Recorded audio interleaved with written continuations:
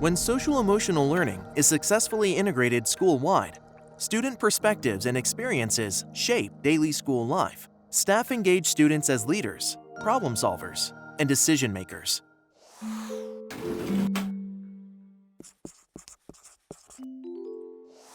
When we think about youth voice, there are two things we think about. First is the youth themselves. Do they have the competence, the skills, the confidence to use their voice?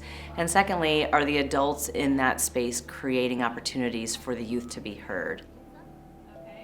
What it looks like in a classroom can be anything from the youth leading the instructional time. Even kids as young as kindergarten can lead that circle time and facilitate discussion among their peers. It can also look like students serving on committees to help problem solve in the school. So it's important that they are real decision-making collaborators, not simply just planning prom or a safety patrol.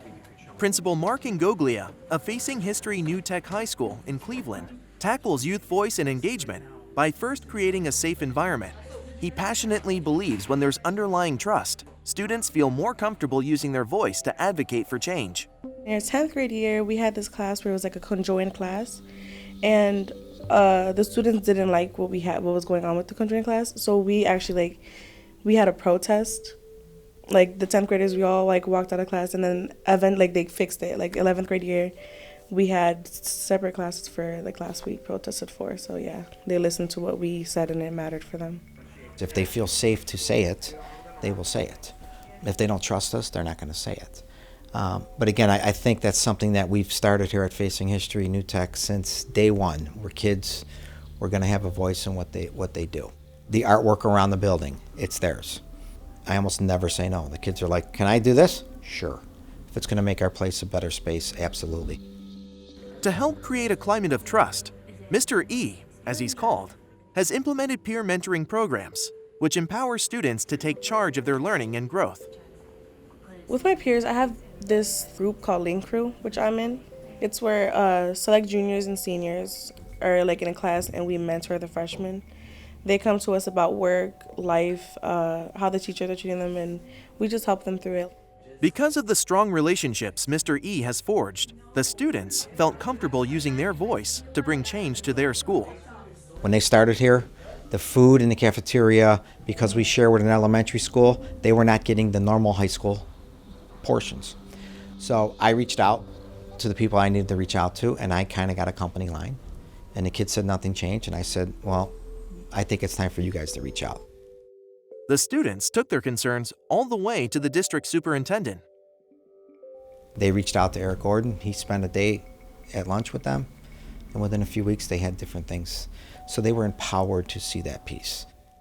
Just as the students have a voice in school culture, they are also part of the classroom decision-making process about learning activities. We are student-led. That lesson was not created by me. The scholars told me what to do, and they told me when to stop reading and when to turn to the next page, and they presented it. We want to continue with the important content of the academics. Obviously, that is key to what a school system needs to do, but it's the approach. Are we making our young people feel welcome in the classroom? Do they feel part of a group? Are they able to work on problem-based learning? Is there collaboration and small group discussion?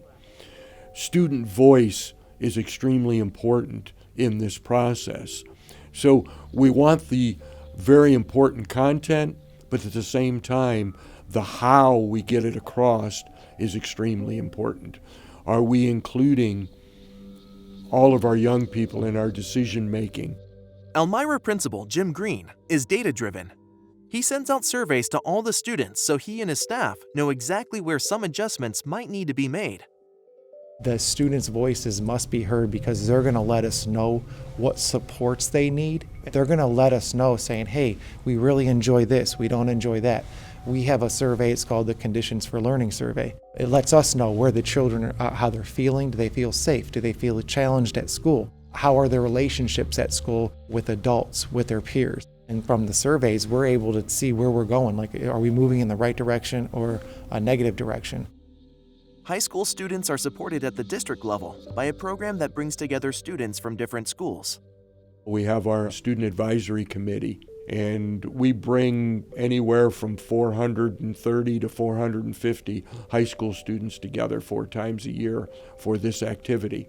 They talk about particular building problems. They also have programming that comes in and shares with them about teaching empathy and understanding emotion. They're also charged with taking back to their building and sharing at staff meeting the things that they've actually worked on. Students are much more inclined to take up a challenge if they care about what they're learning. And so having a project that they themselves are really invested in gives the fuel and the motivation for them to want to figure out how to make this work. And if they try one way and they have, one result, they're much more likely to take up a challenge to try a different way if they actually care about the outcome that they're working towards. It's almost impossible to get them to persevere on something they don't care about.